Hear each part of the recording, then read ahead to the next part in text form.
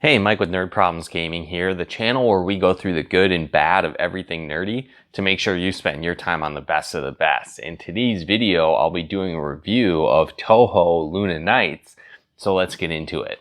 So this game is actually a pretty cool Metroidvania that has some unique boss fights as well as unique mechanics of time manipulation that you play throughout this game. And so the game itself is part of a series. I personally really haven't played any of the other games in this series. I don't think any of the other ones are Metroidvanias either, but so it has some history with it, but at the same time, when it comes to this game's story, it's almost non-existent, right? And so the story itself, you follow Sakuya, and she is basically a maid with supernatural powers that can stop time and then also throw hundreds of knives at the same time. And so it's kind of interesting. And she is in a devil mansion that has been summoned, but it's not really real. I don't know if it's kind of like a computer simulation almost or what the case is, but it's not the real world. It's a simulated world in this devil mansion,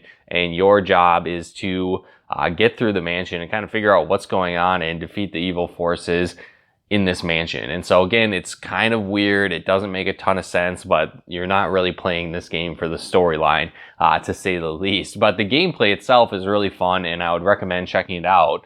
So like I mentioned, the game itself has a unique time stopping mechanic, and so it creates some pretty cool puzzles as you go through, and then really cool boss fights as well. And so in addition to stopping time, one thing that happens is that it's called kind of grazing. So if you get really close to an enemy, you can actually suck out HP. And then if you're in the stopped time mode, you'll suck out MP from the enemies as well. So it kind of creates a cool dynamic as you're playing.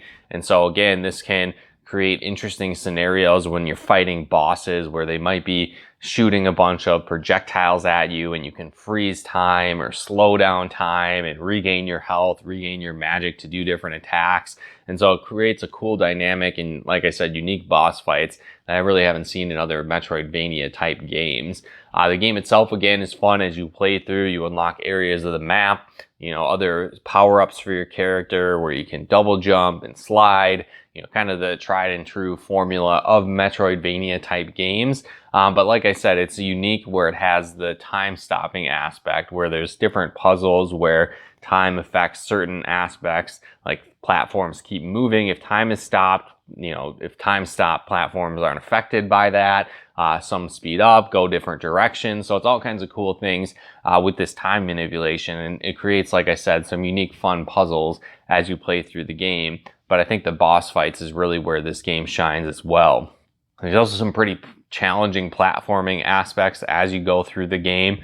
Some have gotten pretty frustrating as I was playing through, but overall they're passable. And then, like I said, once you get the patterns down of the bosses and kind of figure out a strategy of how you can either, beat them by freezing time or stealing HP back so you can survive long enough to defeat them. A lot of cool aspects with that. So as you play through and defeat enemies, you also gather gems as they're destroyed, and you can sell these in the shop to get upgrades for your character. Now, supposedly the gems are supposed to also boost your stats if you hold on to them.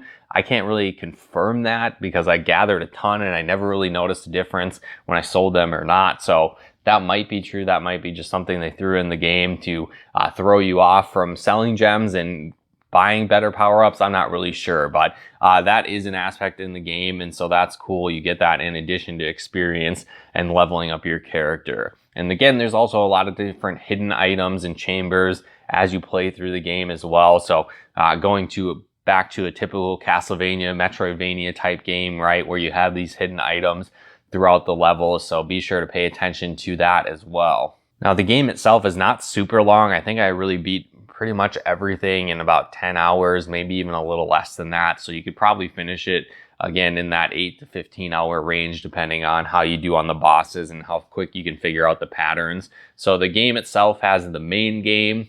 After you beat that, you unlock a second area that kind of gives you the true ending to the game. And then once you beat that, you also unlock a boss rush mode. So you can play through and fight all the bosses in a row and see how well you do on that. So again, it's a fun little game. There's not a ton to it. Like I said, you're not going to be super engaged with the story. It's almost non-existent, but it's really the gameplay and the boss fights where this game shines. So if you want a quick Metroidvania fix, I would highly recommend checking out this game. The game itself too, I recently picked it up on Game Pass, so I'd recommend picking it up there, or the game itself is not super expensive. It's around $15 to be able to pick up this game. So I highly recommend it for a quick fix Metroidvania game with a unique twist with that time manipulation. Makes it a lot of fun. But again, guys, let me know in the comments below if you've played this game, if you've played other games in this series, if you like them in general, if you've played other good Metroidvania games I should check out, definitely let me know in the comments below. But again, if you guys got some value or enjoyed this video, smash that like button and be sure to subscribe and turn on those bell notifications to get the latest updates of new nerd videos we put out here. And if you'd like to help us support the channel, help us pick out content and more, consider becoming a patron of ours over at nerdproblemsgaming.com/Patreon. And if you'd like to plug into our live streams and Let's Plays we do over on Twitch, you can follow us over there as well at nerdproblemsgaming.com/Twitch. But once again, thanks for tuning in, and we'll talk to you more soon.